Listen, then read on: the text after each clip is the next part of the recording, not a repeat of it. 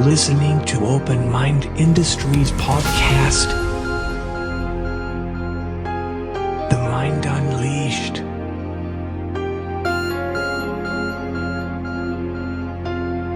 Sit back, listen, and open your mind.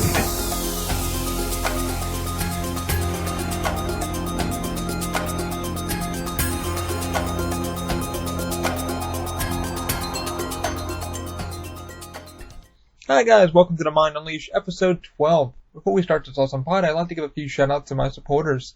First one is going to be Lyft, the ride-sharing app. Use our code TMUP for $5 off your first ride. Also, check out Dine Art Studios if you're trying to get a home sold or do a professional drone shoot for your wedding, any special occasion. Use our code OMI, and Dine Art Studios will give you 5% off when you book with them.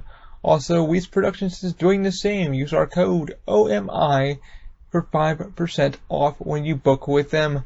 Alrighty guys, let's start this pod. We'll be sitting down with Moby Ley. Enjoy, sit back, relax, and open your mind. Moby Ley. I am vengeance. I am the night. I am Batman.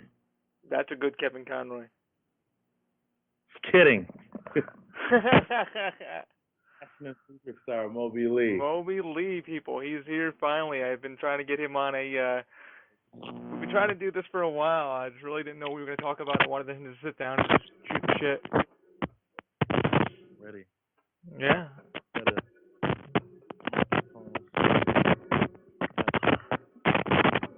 Not sure if that's you or me with the audio.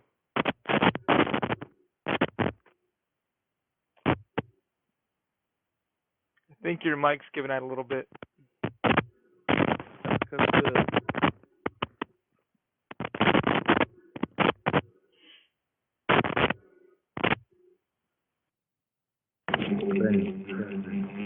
Nice echo.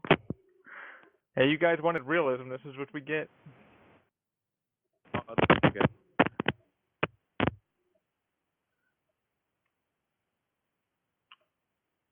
Yeah, I can't hear anything you're saying.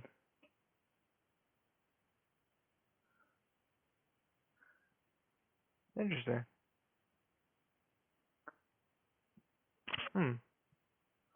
See if, at least on my end. No, not on my end. Can you hear me? Can hear you now, yeah. All right, cool. Yeah, I don't know what it's like. This is like a $50 pair of headphones. Well, that's going to be interesting for the podcast. Well, you guys wanted realism, and Moby, we didn't know how we were going to do this. We didn't know how the audio was going to be. Look. This is actually a new recording software I'm using, so. It's going to be amazing. History in the making. I even rocking my Moby Ley shirt. Now, you guys are getting this another character. When I first met you, I'm really curious. How did the character come up? It's not a character. It's who I am. It's me 24/7. When I go by the international superstar Moby Ley, it comes down to this. They say dress the part of who you want to be. So, right now, although I'm not famous yet, technically, when I am famous, I can say I didn't change at all. I've been like this the whole time. I've been talking in third person. I've been going by the international superstar. Right. It's not something that I can turn off. Like, when I go home, I don't go become something else. It's like Moby Ley 24/7. Right. I mean, how did you Moby Ley become? Like, how did you know when this was what you wanted to be? When I was 10 years old, I'm gonna go back even further. I got a funny story. Okay, I can do this. I don't know if you're religious or not, but I'm a Christian. Okay. And before I was a Christian, I used to think that my pastor was God when I was a kid. I found out that wasn't the case. Like, I thought that was just God telling stories about his life. When I found out he wasn't, and it was just like a pastor saying things, I'm like, if that's not God, who is? And I thought he wasn't real because I couldn't physically see him because I couldn't fathom something like that. So I was an atheist for a few months. And then when I was 10 years old, God spoke to me and was just like, hey, I'm real. Go get saved. Now it's like, I so I got saved then, and when that happened, my whole life changed. And at 10 years old, 15 years ago, I started making videos. This is before YouTube was a thing. So like, Okay. I had the VCR.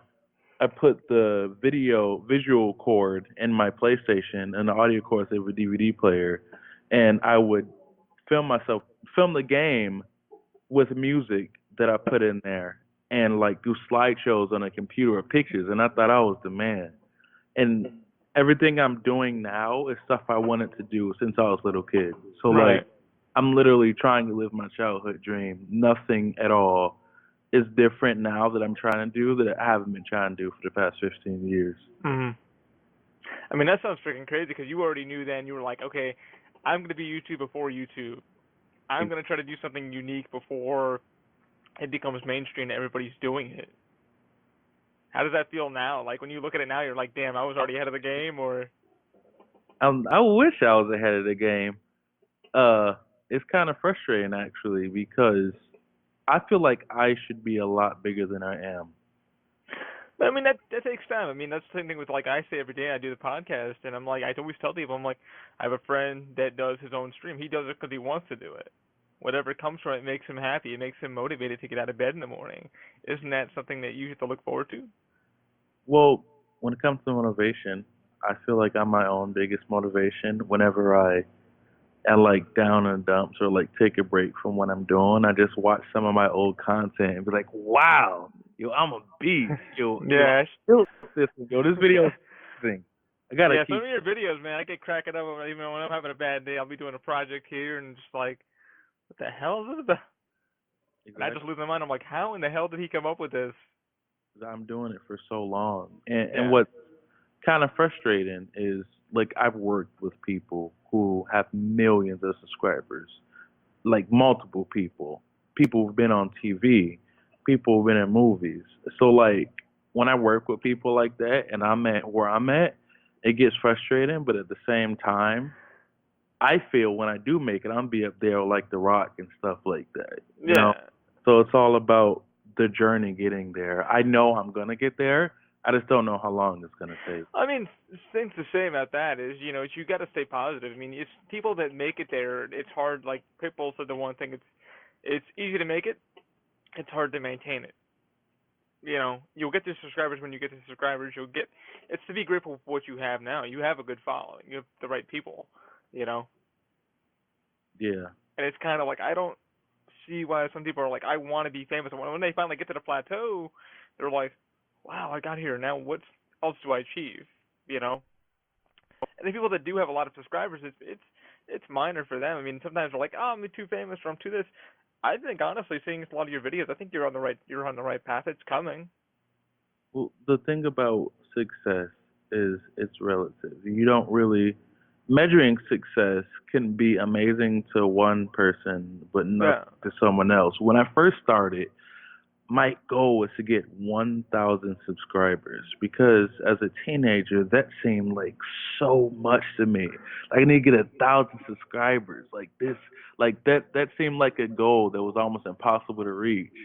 And then when I reach 1,000 and 2,000, 3,000, 4,000, 5,000, it's like, oh, okay. Now I see 5,000 isn't a lot. So now you got to go to the next goal and the next goal. And I feel like people who make it big like that don't know what to do. It's because they aren't, when they make it, they don't know where to get versus another personality trait would be like, all right, I made it here.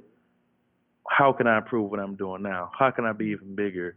How much extra work can I do? Exactly, and I think that's one thing. Like I see that you do every week. It's like, okay, today I'm putting out a new cast, or I have a new script that I want to put out, and it's like you already kind of know your agenda for the year or the month. So you already like, hey, I have a script in the works. Like, how do you come up with the projects? Hey, look, just like people write stories, do journal entries and stuff like that, I like to bring my imagination to life. And I just like to create things, something that I enjoy. Like the next few projects I'm working on, I'm doing some parodies of some Marvel shows: Luke Cage, Jessica Jones, Iron Fist, Daredevil, and I really like those shows. So I want to create my own version, just like creating my own version of The Walking Dead. Like when you watch it, I feel like everyone when they watch shows, they like imagine different things, different scenarios of the characters being there. And I do the same thing. You can find motivation from literally anything. Like the video I did where I did a video like when you're watching porn and come across a banger. Like there was literally a video of me watching that, sing a song on it, and be like, "Oh snap, this goes hard." That one was a little weird, like my best one yet. And I'm like on Facebook, and I'm like, okay, how do I perceive this? How do I? It's like just click, watch, let him have fun, and I was like, wow. Because it's not something. It's just imagination. When you daydream and imagine things, and it makes you laugh, it's gonna make other people laugh. You can't.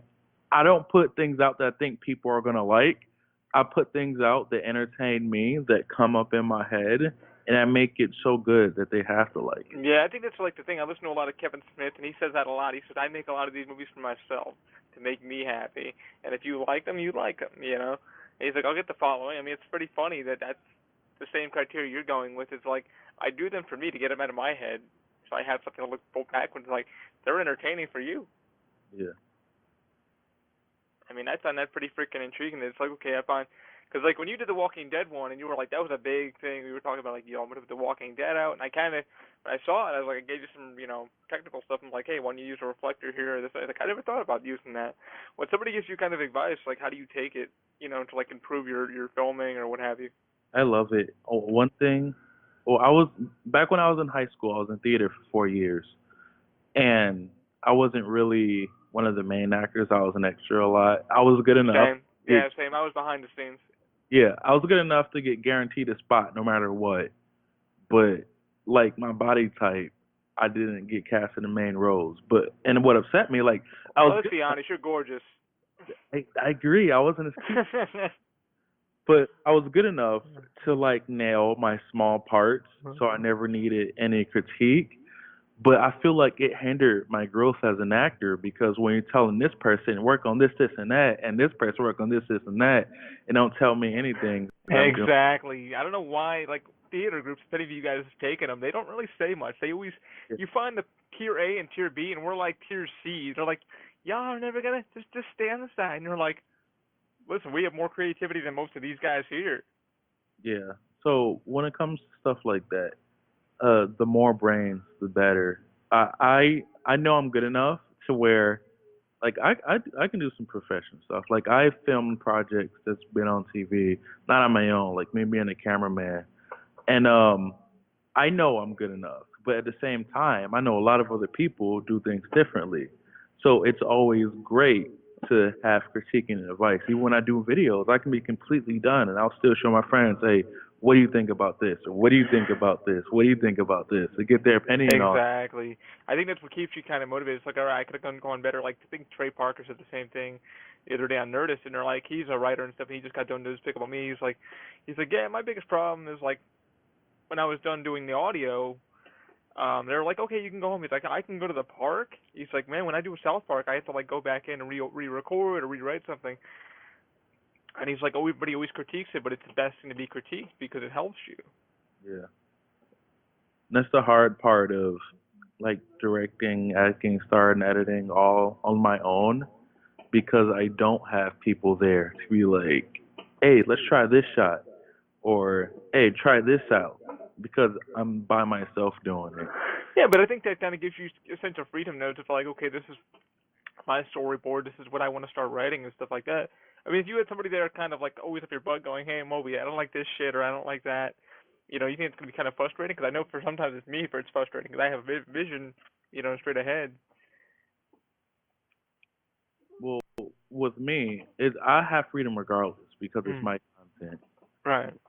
Having people there, it's less of I don't like this and more of giving their spin on it because I can have a vision and someone else can have a different vision that can add to it. Like One of my friends, Jose, who's just an actor, who doesn't record or film or edit, like I'll record and edit his videos, and he'll come at me with an idea. And whenever he does it, like he'll have his idea, and I look at it and I visualize. I'm like, that's funny. What if we did it like this, and that? And I don't change it, just add to it or tweak something else. And he's like, oh, you're right. Oh, that's I come to you. Yeah. You can have something, and in your mind, it's like perfect or near perfect. And then since everyone has different minds and different thoughts, you're like, what if instead of this one thing, you made it this way? And it's like, yo, that's right. Like that would be Exactly. so like working together with people, keeping an open mind Mm-hmm. is a lot better than just doing it yourself. Unless you like super focused, you only want it a certain way. You don't want any changes. Has there been any projects like that for you? Like you like had an idea, but it was like everybody was like you put it to the editing board, played it for a few friends, and were like, yeah, just not hitting. Not to sound cocky or anything, but this actually never happened to me before. Really? Um, That's pretty good. when I do my stuff, even before I show people, Mm. like I'm a perfectionist when it comes to things, and I can have a video done. I was just talking to somebody about this. I can have it done for hours, sometimes days, and I still won't render it because I myself will be like, there's something missing on this. And until I'm ready to render it myself, then I'll be like, hey, what do you think about this? What do you think about that? I don't show it to people until I feel like it's good enough to be shown to people. So, Right. like in the very beginner stages, at that point, I'm not trying to see what people think because I'm not done with it myself. Yeah. So when it's a complete project, that's when I'm, asking for advice and stuff. Not even advice, but just opinions. And I'll Yeah, play it and small just small critiques, stuff like that. see Yeah. reactions, see their genuine reactions. Like if they watch the whole thing and they don't laugh once, whether they say it's good or not, I'm like, all right, they didn't give like there was no genuine laughter or like shock or awe. So Mm. let's change this up or change that up. Do you think like you've made a video so well and you're just like, okay, well, like you just said, you're trying to get the followers, stuff like that. When you put a video out there and it gets like per hour, because nowadays you see videos that like goes effing fucking viral, and you're like, shit, man, my video only got like 63 views within the hour. What the fuck did I do wrong? Does that like critique you to do something else or re-edit or what? It's absolutely horrible. But something I've learned is it's not about the content that you make. Mm-hmm. You can put something out that's absolutely amazing that just won't take off yet. There's plenty of people who are Myself included. people who are consistent with what they do and get no love at all, but that's because the right people haven't seen it. Like a lot of things that go viral aren't production value things, Not at all. They're cell phone shot. They're not even done properly. but you can't get discouraged by stuff like that. Like I No. did a series called Gimmick Infringement where I played different professional wrestling in each episode. And I had actual famous wrestlers in the Hall of Fame. They're on Raw. The general manager, Raw, Kurt Angle, was in one of the episodes and in the trailer. And that I was struggling to get 100 views on those episodes, and it was like real high quality stuff. But that was because at the time when I released it, YouTube had a bunch of problems with the subscription stuff, and like a lot of stuff was messed up, and I was real discouraged because I not only put hundreds of dollars into it, I felt like it was some of my best work, and I got celebrities in it. Yeah. Because you've But, got Gene Oakland and a few other guys give you a shout out on their on their pages. Kurt Angle, Mojo Rawley, Josh Matthews, Matt Hardy, bunch of different wrestlers, and like I that still today that deserves a lot more views than it got, but it was about timing when it came out because of how YouTube was. But I still believe that thing is gonna get a shine. I mean, it's like when we say it now, it might. Cause, the funny thing is, like, people are like, "Why do you record your podcast? Why do we do video?" I'm like, "Well, because you don't know how it's gonna be received. Some people don't like listening to audio. Some people don't like listening to video." I said, "Consider they'll find it when they find it. When somebody needs the outlet. It's like your videos, and you've been putting them on through Facebook and then for YouTube because you're trying to maximize your full audience. And I feel like Facebook is kind of weird for that, guys, because Facebook freaking, okay, it allows you to post your link, and then you have to have Facebook gets credit, and then your YouTube channel, you're trying to get paid, so you're just like, oh, crap. And do you feel like that's kind of hard? It's like you have to like kind of source yourself out to many different other hubs just to get views? I definitely get the most views on Facebook as of right now. The only thing that sucks is I am partnered with Full Screen on YouTube, and I can only get paid through YouTube. So yeah, and that's a pain in the ass. yeah, so I'll have a video, like one of the Thanksgiving video that got 6,000 views on Facebook, but only 300 on YouTube. And it's like, wow, it would have been great if the 6,000 was on YouTube. Yeah, exactly. I do that in Instagram too, but for the different platforms, it's different audiences. So you have to create it as such. Like on Instagram, I do motivational workout videos. I do comedy stuff, just like short things, like minute-long things. Whether Facebook, it might be longer. Like if I put a video on YouTube, it'll be high production. It'll be different scenes, different characters. Absolutely. Yeah, 1080p quality. Yeah, cut well. If I would transition that to Facebook, I take a minute of that. Like I take a portion of that video, then put it on Facebook. Because Facebook, they don't want to watch a longer video. No. They're scrolling through their phone. Sometimes they're like taking a crap, just scrolling through Facebook. Oh, cool, a funny video. So it's not about getting my face out there as much as I can, but more of a knowing which type of videos go with which platform and knowing the audience I have on each. Because the people who follow me on Instagram are different than YouTube and different than Facebook. Like posting videos on Facebook, I got a lot of people from work be like, oh, I love that video. That's awesome. And if I put that on YouTube, they wouldn't have seen that. They see it because they're my friends on Facebook. Instagram. Exactly. It's like we've talked about it too, guys. Like Moby was like, hey, have you seen my video? And then he started putting these small little snippets out like every few weeks. Trailer coming in 2 days. Trailer coming in 3 days. And you're like, oh shit, wonder what he's coming up with. And Moby was like, damn, bro, I spent like 3 weeks editing this video and fucking only got like 100 views. And I'm like, on YouTube? He's like, yeah. He's like, I don't know if I should just do like a little snippet like you just said on Facebook just so I can get the link there so it shoots them over to the YouTube page so I get paid. Because that was a good, 2 months shooting right there that you were editing? Yeah, the Walking Dead one. Like I was trying to rent out a baseball field and everything. They're not doing it. They want to charge me like $200 just to film for half an hour. And they're not cheap. Yeah, they're definitely. I could have definitely helped you. Because I mean, you did. If you guys haven't seen it, it's definitely on YouTube, and he's really done a good job with it. It was an amazing skit, and he was like, "Have you seen The Walking Dead?" And I've watched Walking Dead, but I haven't seen that Keegan episode. And he's like, "Well, I matched it scene for scene." I was like, "Did you?" He's like, "Yeah." And then I kind of gave him some advice, like I said, guys. I gave him some critique about the there was some lens flaring. I said, "Oh, have you like used a reflector or something so the lens it was kind of the viewer's eyes was kind of at the sunlight?" He was like, "No, I didn't think about that, but thanks for the advice. Like, how would I get rid of it?" I'm like, "Well, maybe you want to wipe the lens before you do." He's like, "I actually had a friend. It was his first time using the camera." So, yeah. I mean, but it sucks when you got to like go through it. But it came out really well. I mean, you had cars beeping in the background, but it still sounded amazing.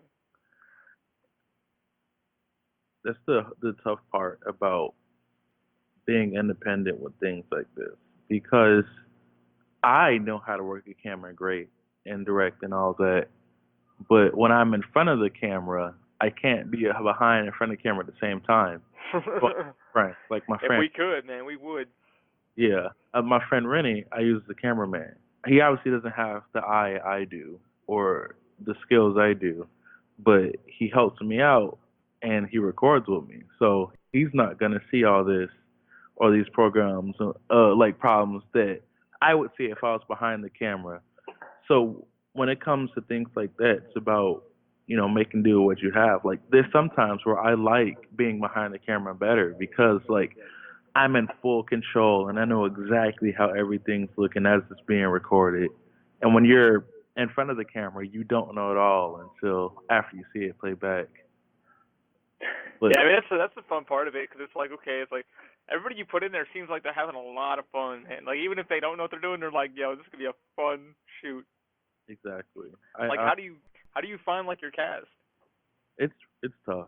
It's real tough. It depends on timing. If it depends on if I got a buzz or not.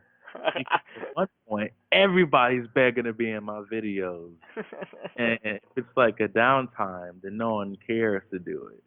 So like, I'm I'm starting to get my fan base back, so I have more people who want to be in it. But Yeah. people want to be in it if it seems like it's big.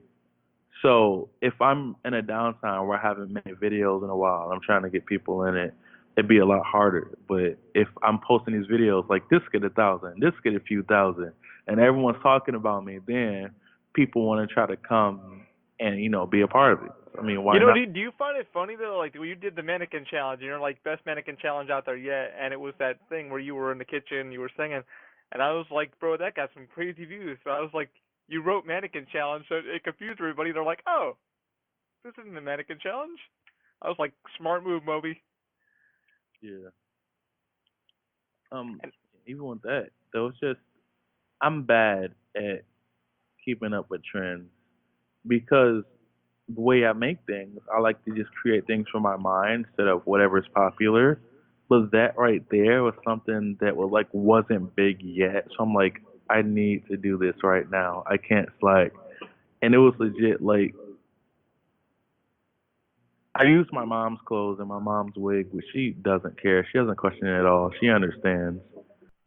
And I just did it. Like and all of that was like spur of the moment. Like, what can I do to make this as epic as possible?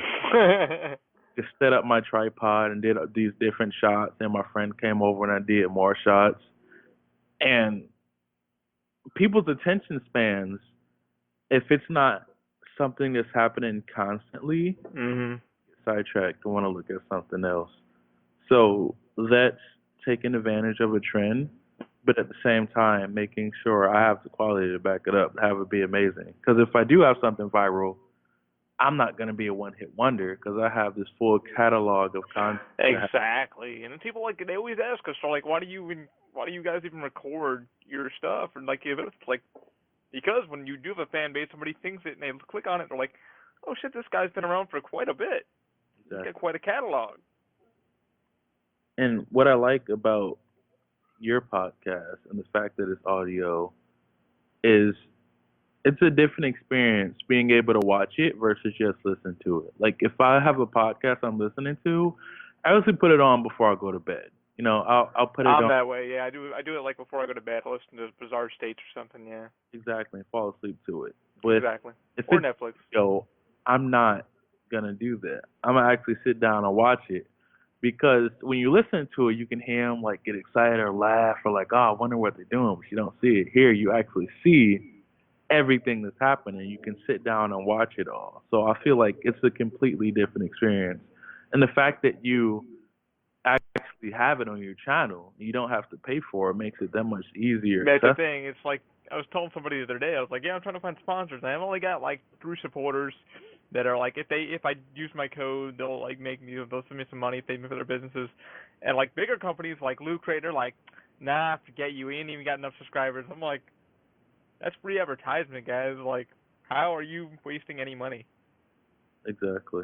But they don't understand that, so what have you. But yeah, you're right, because the attention span for people is like, okay, I can listen to something and then kind of get my mind into it. But being able to see you or I, your expression on your face, audio issues with the microphone doing that, what have you. People are like, what the fuck is causing that issue? And then they can see it and they're like, oh, I got it. I've been there before. Exactly.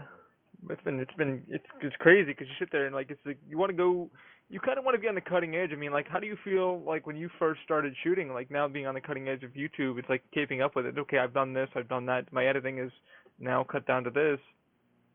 Do you have like a time frame now of like how long your videos should be before somebody plateaus out of it, or? It all depends on what type of video it is. Normally, I try to make my videos under 5 minutes. That seems about right. But if I'm doing like a short film or something, I don't mind having it long. If I'm doing an interview, I don't mind having those long. Just try to keep it under 10 minutes. But it depends on what type of video, but usually under 5 minutes. I try not to have it too long. And I know some people can.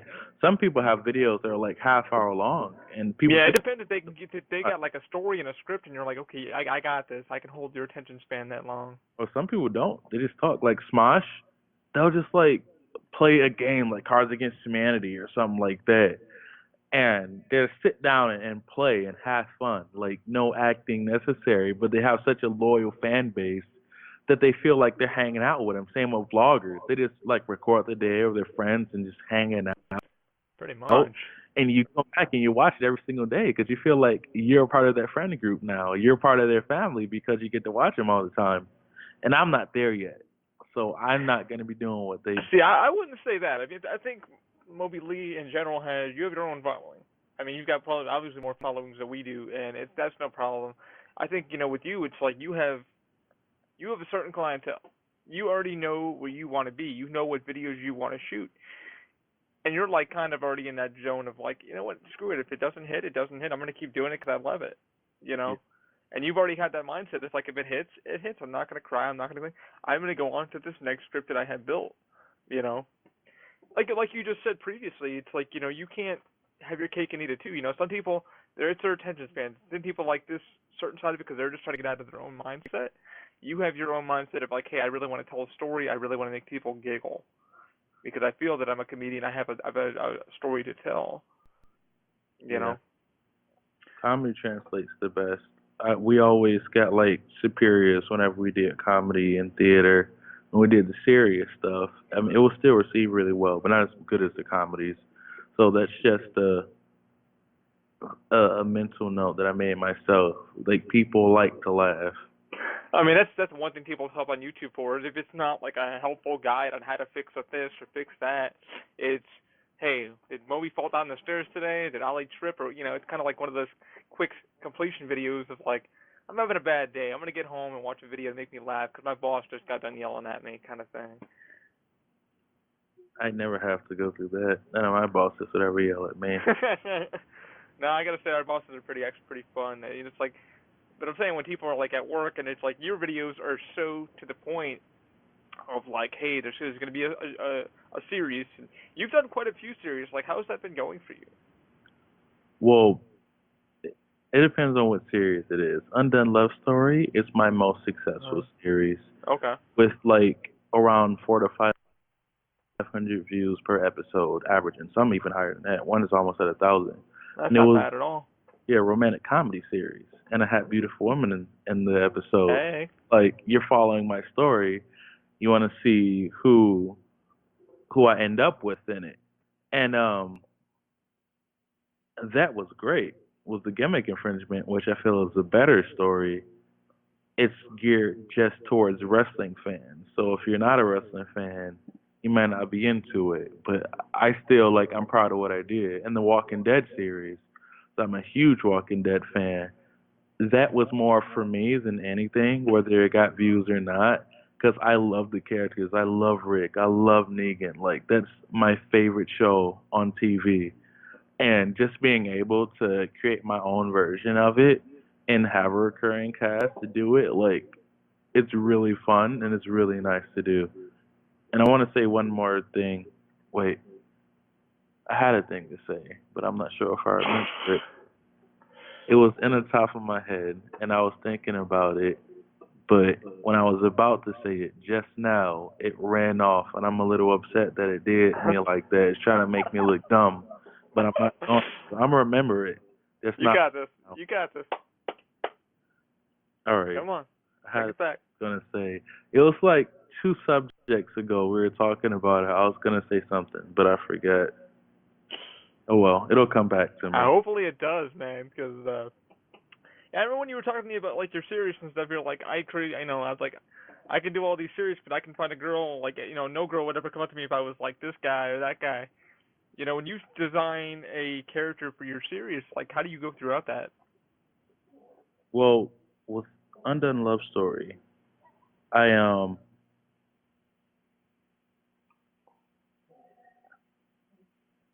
it's all about imagination. It's all about daydreaming and watching it in your head So with that and the characters, I put like I was basically playing myself just without the international superstar part, Right. and I thought the two best friends I had, I'd have to have a dynamic. One who's like crazy about sex, one who's superly romantic, and I feel like that would be funny. You play it in your head before I even write scripts. I would just daydream over and over, and just like come up with all these different scenarios and daydream and daydream and daydream till it's to the point where it's like, all right, this is how I want it. Then I start writing about it, and I remember what I was going to say earlier now.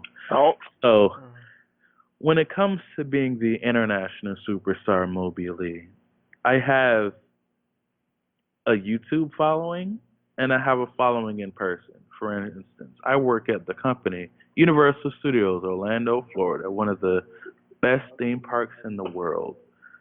And a lot of people in Universal know who I am from all around the whole area. There's a lot of people who know me, a lot of people who address me as the international superstar. I'm talking about leads, supervisors, everybody. But not all those people know about my videos.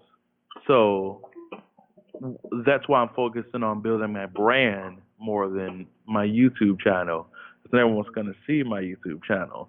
But if all these people more and more and more and more know who I am as a person, it'd be easier to get other stuff off the ground. Just Right. like you and, the open mind, instead of like you're not promoting just a podcast or just a YouTube channel. Like you have a full company that you have, and whether it be how tos or 3D printing or podcast or anything, that's all under the open mind name. Brand, yeah. That's really It's a lot of freaking work.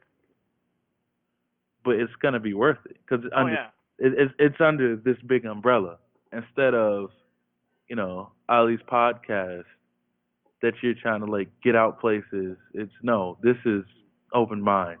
Yeah. And I feel like building that right there will be so much more successful because you have everything under here. Just like I'd have everything under the brand of the international superstar. Star Moby Ley. I mean, how do you think that, when somebody says, who's Moby Ley, like I just said in the beginning, it's like, who Moby Ley is. It's who you are, indefinitely. And, it's like you're saying, it's like, okay, I want to be international superstar, so it's under the brand of my YouTube page, my Facebook page. This is who I truly am when you see me in public. Yeah. I mean, how do you feel like that's creating it and designing it and getting it kind of critiqued? I mean, well, it's not something that I feel was created. It's always who I am.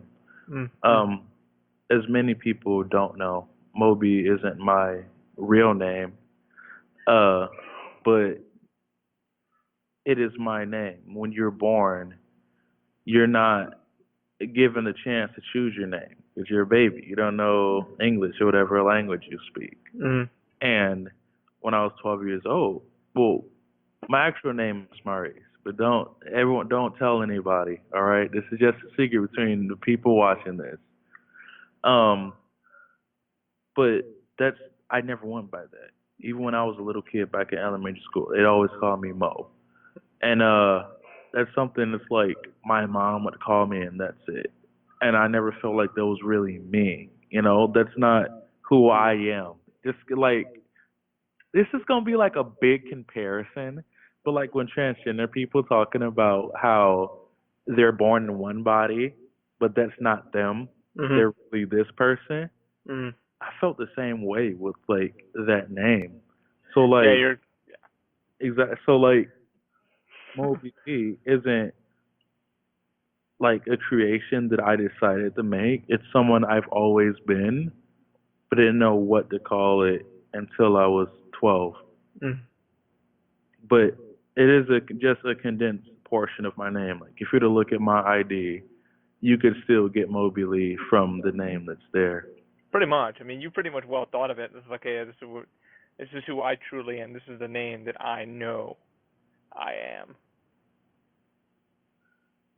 That's crazy. It's like hard. It's like people come up with like, how do you come up with your name? How did you come up with the Open Mind brand? And I'm like, hours of thinking about it. I mean, I had a first criteria. People who listen to the podcast and know the Open Mind, how it started. We wanted to call it Handicraft, but we couldn't because of a gentleman that already had the domain name. So I was like, called him up and I said, hey, I want your domain name. No, you can't have that. Why not? Well, because I work with mentally challenged people. I'm like, how does that make any sense of what you're doing? You know, but I know what you're talking about. It's like really finding out who you truly are. You know. Yeah. And I feel like, not to take the subject off me, but I feel like people who don't know who they are don't really live fulfilling lives. Like everyone focuses on being different, but no one focuses on actually being themselves. They try. Exactly. I think that's the thing. That the one thing that you really push on in your things is like, dude, you got to be yourself. You have to be, you know, no matter how hard the world is, or the person's treating you, it's like you can be who you are without any repercussion. You know, but I think it's hard because people like to bully people and, you know, look at somebody else's being and go, well, and then like you see the comments on the bottom, you're like, dude, you know, why would you do that? It's like, because I feel good about myself. I don't care what you say. You're welcome to leave your opinion on the bottom, but it's not gonna stress me out.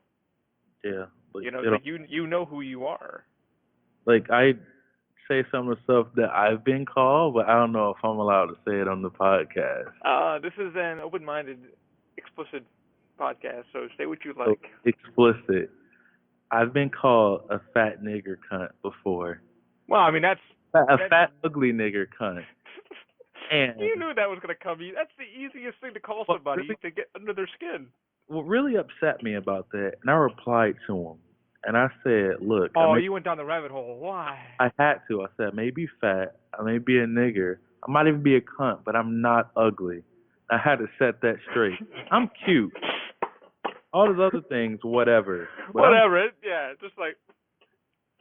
But when it comes down to it, and maybe it's different because I'm 6'4" and huge, but those are just names on a screen. They're not people in person. I know that they wouldn't have the balls to accept me in person, so I'm not gonna. That's the one thing I keep telling everybody. I'm like, they can hide behind their Twitter handle, or they like saying it to your face is like, say it. Come on, say it now. No, because you're actually a big person. Well, exactly. You know, maybe you got some issues that you need to work on. And something else that people don't realize, I'm a really, really, really nice person. Like I'm generally. You're generally a nice guy, yeah. When I first met you, you were amazing. We spoke for a bit, and you were just really genuine. So what people don't realize is that when you talk bad about someone who's genuinely nice to everyone, you look bad. Like there's been times where people were, rare times, mind you, but times where people will say something bad about me, and so many people come to my defense. How could you say that? What's your Like this one rapper, I'm not gonna say his name because me and him are cool now. We actually work together afterwards. But he had beef with one of my friends back when I was in underground rap scene. He wrote a status talking crap about me, and almost all the comments like, "That's messed up. How can you say that? He's so nice. I can't support you if you're gonna say that about Moby. You just lost a fan." And I felt good because like just by me being a good person, like all these people, I could offend myself. All two are jumping on my defense, and he generally looked like a bad person for coming at me just because they know I'm a good person. Yeah. And stuff like that can be real rewarding. I think it's like what you said. You got to be genuine. You really, the minute you're genuine, is nobody can fucking really touch you. Exactly. And people, bad things happen to good people all the time. Honestly, it does. But people shouldn't get discouraged and try to be a bad person to get good things to happen, because things like that happen, what I just said. Like, when you're a good person, good things will happen to you. Not all the time, but eventually. If you got to stab someone in the back to get ahead in life, then you're not going to live a life that's as fulfilling, or as, like, the moments you have aren't going to be as good. Like, it's really not going to be worth it. When you go somewhere and you work hard and smart and you're real to everybody, and you're genuine to everybody, it's a lot better the road. Yeah, it's like me. It's like somebody's like, you're a fucking asshole. I'm like, I know what I am. Yeah, I told you I'm an asshole, but I'm not gonna sit there and sugarcoat anything you need me to say to you. Be that person behind your back, you know. Exactly. Like, I'd rather be that asshole that's straight up to you and say, hey Moby, you're fucking fat, lose some weight, you know. Well, thank you. I've been trying to. I don't know how to work out, man. What do you recommend? I mean, that scenario would be different because I do work out. 24-hour fitness is where I go. Yeah, Killing it in the gym. he is, man. You should see his rope work. I wouldn't say fat. I'd more say obese. Nah, you're looking pretty good now. You lost some pounds there. Hey, check it. I'm the most athletic fat guy you'll ever know. Like, I got muscles. Like they not. I don't have cuts. Oh boy. I don't have cuts, but it's getting big. I'm not. See, the thing is, you're showing off because we both know you got muscles. I don't know, man. Our boy Nick looks pretty good too. He's going torn edge thing. He's looking pretty good. I mean, he's still smaller than me, but Well, Nick asked me the other day. He goes, "How do I look?" And I'm like, "Tell me the truth." I'm like, "You look good. Did I really lose weight? Did I really?" Do you have that problem when you like hit the gym finally and people are like, "Moby, you looking good"? I have.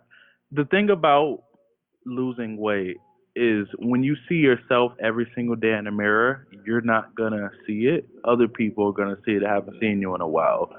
So I've been told I'm trying my best.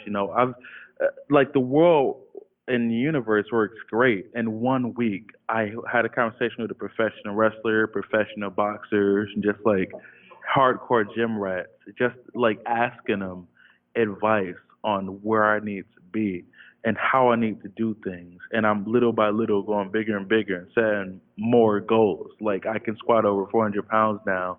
That's not bad at all. And like all these other things. So like when people come to me, I'm like, yo, you lost some weight. Like although I don't see it, I'm not like, yeah, great. Now I can go eat some fast food. I'm like, yo, thank you. I'm trying my hardest to. Although I don't see it, I know I am because you're telling me. Mm-hmm. And that in itself is rewarding, but it also has the mindset of it's not good enough until I get to my goal. So I'm glad that I'm doing it, but I still got a lot of work to do. I say always keep at it, man. Always keep motivated, because that's the one thing somebody's like, well, how do you keep motivated to work out weekly or whatever? I've been out of the gym for about 2 months now. Everybody's like, damn, you still look good. I'm like, it's to walk to work, it's to walk back, it's to walk at work. I said, that's just consistent. Just keeping your consistency, keeping your calories down. That, and you have those, I don't know what they're called because there's two of them.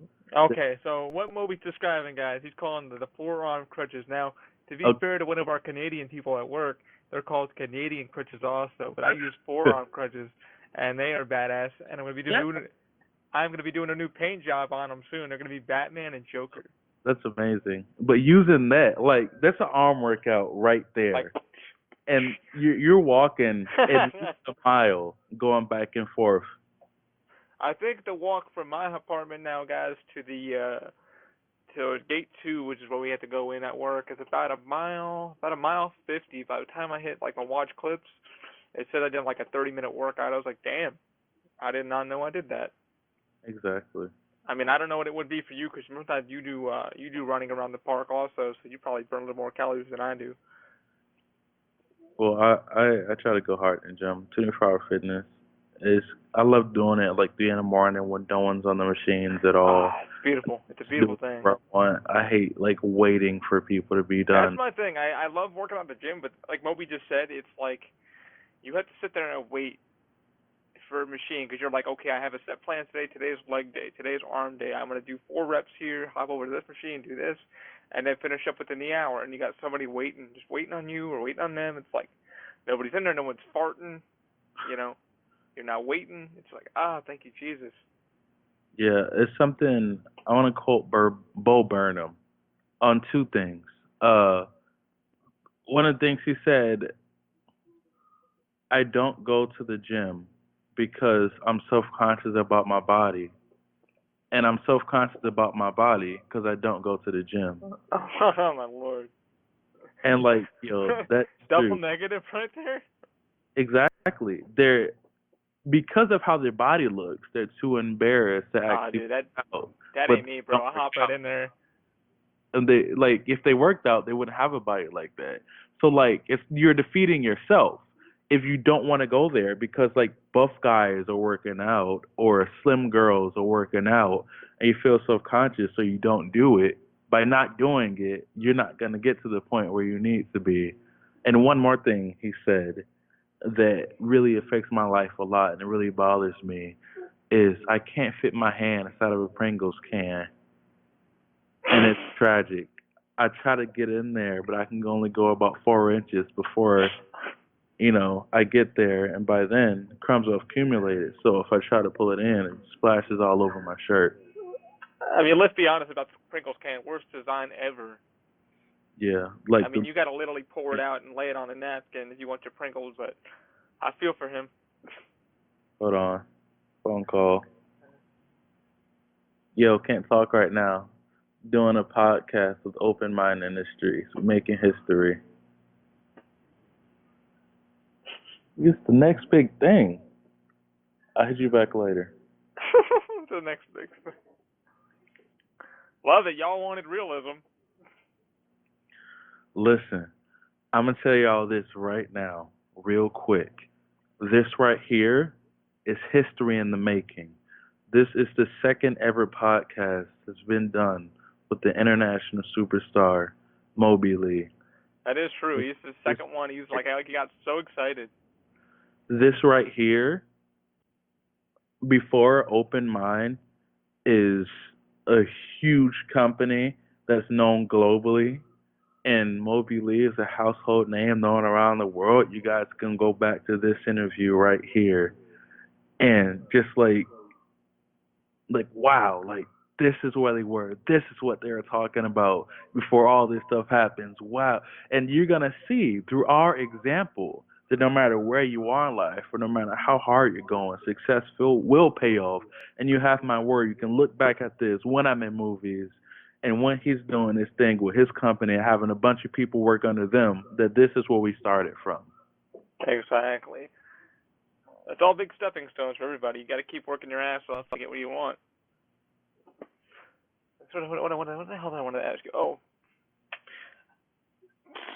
shit! I lost track of what I was going to even ask. It's a good question. It happened to me too. It's gonna come back to you. Oh Lord. Yeah. So freaking anyway. I mean, when you did the second podcast, he got really interested in doing it. He was like, "We doing it? We doing it? We doing it?" I said, "Yeah, let's do it." How do you feel like when you finally, when you're doing a podcast or when you're finally interviewing, like, you're already telling me we're like just shooting a shit about this. When somebody gives you like a list of questions, you're like, do you do better like listening to that, or you like just go with the flow? Well, the other podcast I did was literally just talking also.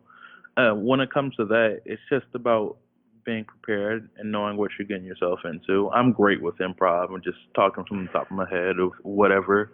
But Batman, as you see it in the beginning of this, is a huge influence of mine. Kevin Conroy, one of my favorites. Yeah, Batman's always prepared for everything. He has a contingency for everything. Like, whenever he goes into stuff, he knows all possible outcomes. So, since I've never been in your podcast before, I want to know what to expect. What should we do? What kind of stuff we're going to do? When we're going to start? So I'm mentally prepared to give you the absolute best podcast I can. Because the last thing I want is to, be caught off guard and not give you the absolute best experience. And in my opinion, being who I am as the international superstar, if this isn't your best podcast, then I'm doing a disservice to you. It will come how it comes. People will watch, some people won't. Like, I think the best thing that I learned from listening to a lot of podcasts, Chris Hardwick said it the best. Chris Hardwick does Nerdist. He runs Nerdist Industries, and at Midnight and all those kind of damn shows. He runs that comedy network. But he said, you know what? He said, don't worry about people not listening to your podcast, because some people don't understand the person you're talking to. They won't get it. They'll tune into the next one. They'll find it later on. Just keep doing what you're doing, and you're going to be fine. The one question I do want to ask you is, when people meet you, the perception, like the real Moby, so you come from podcasts or your videos, and then someone meets you at a con or out in public, and they're like, Moby, and you're like, hi. How do you think that translates? Like, do you think that they are you putting up a shield for them, not to see the real you, or what? How do you perceive that? How you see me right now is the real me. Mm-hmm. The only time I'm playing a character is if I'm playing a character in a video. If you were to hang out with me, like the only difference in person is when I'm at work, I don't say nigga. That is the one thing. Yeah, I was kind of. I brought it to somebody. I said, when I get him on, I kind of want Moby to be Moby. I don't want him to be. That's the only difference at Yeah, all. because when you're at work, you don't want to profanity and. No, I don't curse at all. Yeah, you try to be as clean as possible at work. Because we work around children, families, everything in our job, so it's like we have to be as. But that's the only difference. Like I don't curse at all, but I do say nigga a lot in my real life, and I don't at work. But that's the only difference. Besides that, if you meet me or if you come to me, I'm gonna be the same person I am on a podcast, the same person I am in my videos, because I feel like I shouldn't have to pretend. Like one thing I don't want to do is put on a front of someone who I want people to think I am in like videos. So it'd be like a lot of vloggers are like, "What's up, YouTube? It's me. This. Hey, how y'all doing? Ha!" And they're not like that in No, real. what they're trying to do is get numbers, keep their fan base, and Yeah, their energy is so. When you see them in public, they're like, "Oh, how you doing? Hey, how are you? exactly. Thanks for watching." And I'm not like that. Like me, what you see is what you get. And I'm me all the time. That comes to being a genuine person. Like however you see me on anywhere, like that's exactly who I am in person. Like it hasn't happened a lot. People have said they see me in videos, they're a fan, or they recognize me from the internet, and it always feels great, and it's always amazing. But what they see there is what they get, and I'm always down to kick it with people, to take pictures and stuff like that. Like it's amazing and humbling. I mean, so you'll do that. So what's next for Moby Lee's agenda? Like, what is Moby doing? And if you're trying to build the brand, obviously, and you're trying to motivate yourself to move forward, what are your next steps? All right, I got you. I'm gonna give you the exclusive scoop right here, right now. An open mind industry Oh straight, boy. so nobody else better. Oh boy. Same. Check it. There we go. So I got my parodies. I got Jessica Jones, Luke Cage, Iron Fist, Daredevil. Those 4 parodies coming out. I got some other stuff that's on the way that I don't want to say yet because I want it to be a surprise. I'm going to start making music again. I don't know if people know this, but I actually have about 4 mixtapes that I have. Make a lot of music. I got just making more appearances. I'm gonna start making more merchandise on top of the shirts and wristbands I sell. I'm gonna try to do like household stuff like pens, lighters, whatever. Just building the brand of the international superstar, trying to make it as known as possible, and just working with people. I love working with people, no matter how many subscribers I have. Like I don't even ask. Like, if someone, I got over 5,000. If someone has 2 subscribers and they want to work with me, if I see they're passionate about it, like, I'm always down to do it. So, working with people, building my name, trying to be as big as I possibly can so I can, make something to myself. And down the line, if I see Brock Lesnar, I'm hitting him on sight. Like if me and him bump into it in the street, like I'm fighting him right then and there. Like Brock Lesnar, if you watching this, like you going down. I've been telling you for a minute. You had it too easy for too long. I don't care if you're the Universal Champion. I'm knocking you out. I'm taking your stuff. Brock, you ain't got nothing on me, Brock. I'm telling you right now. You're a punk and you keep running. Me and him the same size. He just bigger in mass. I'm an inch taller than him. Brock Lesnar's gonna get knocked out if he see me. I'm just being honest. I'm sorry.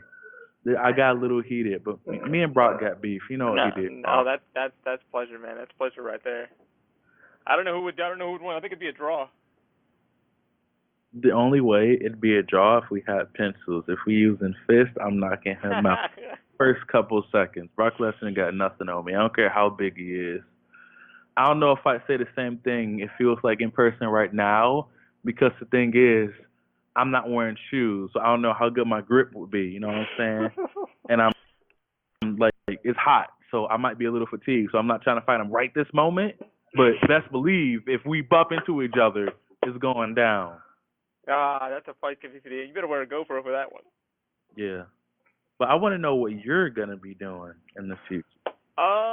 So right now what we're doing in the future is we're making our new hand grips and we're working on some more 3D printing stuff and we are trying to build a 3D crutch. That's awesome. That's what we're trying to do. That's gonna take a lot. A full crutch. The whole crutch, yeah. So we're really working on it right now. We're studying software or studying new designs, carbon fiber, stuff like that. So it's been kind of crazy. We've had ideas. We're still working on R&Ding. You guys can see this right here, but this is one of the hand grips we came up with. It's got some nice texture to it. So we're actually working on some more stuff. And then right now I'm actually working on a little project for one of our coworkers at the horror makeup show. So I'm trying to get her a little something because her hand's killing her. So this is what this is all about. This is what we pretty much do.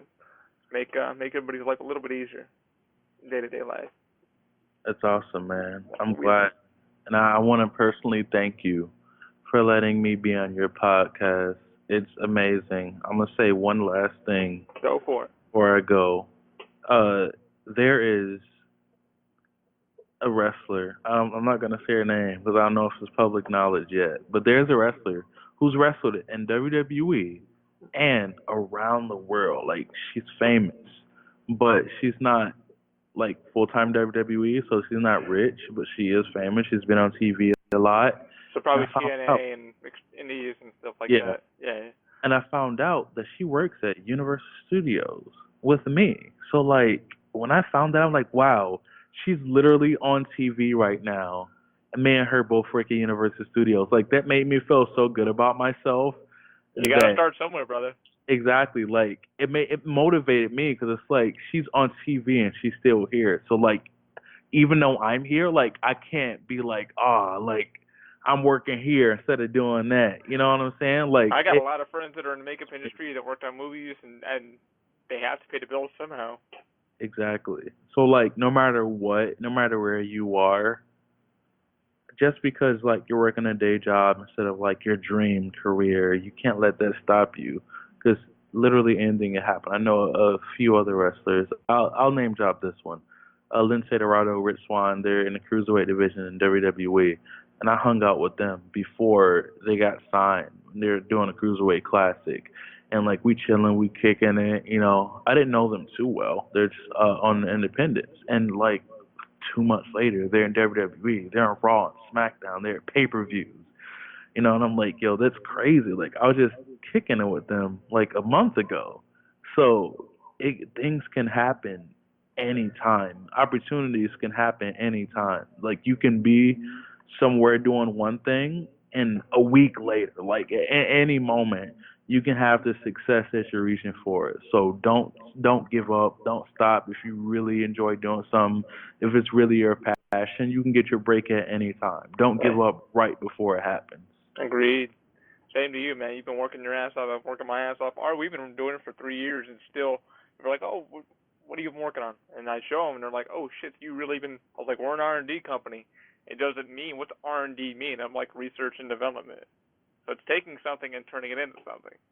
Yeah. Same as you. You're taking something, turning it into something, and then putting it out. Exactly. And that's one thing I always tell people. I'm like, and you just said it, you got to keep working. It doesn't matter where you start from, how you do it. You got to have that drive to get your ass out of bed every morning. I mean, like, damn, I want to do this. I want to do this. I mean, that's one thing. I mean, you probably keep a notebook next to you at night. It's like, okay, I'm going to do this morning. Got the script written for this. It's just called keep motivated, pretty much. Yeah, nonstop. Can't stop, won't stop. Bad boy for life. Bad boys. Moby Ley, if you would do me the pleasure, we're going to sign off here. Could you tell the people to keep an open mind? All right, I'm going to make sure my outro on YouTube. All right, guys, make sure you thumbs up this video, hit that subscribe button, and until next time, peace. Also, make sure you, and listen to me right here, I'm saying it real quick. I'm going to get a little bit close, not too close, a little bit, just a little bit close, not too close. I don't want to make it uncomfortable, just a little bit closer. Listen to me right here, right now. See what you got to do? You right there, you just watching me. I'm looking at you. I'm looking at you. You got to keep an open mind. And always keep an open mind. Ladies and gentlemen, Moby Ley, thanks for dropping in. We will talk to you soon. And always, guys, remember to check out his YouTube channel, our YouTube channel, openmindindustries.com. Moby Ley's links will be under our video description, our podcast. Always, guys, keep an open mind. Moby, pleasure talking to you, sir. Have a great afternoon. Thank you.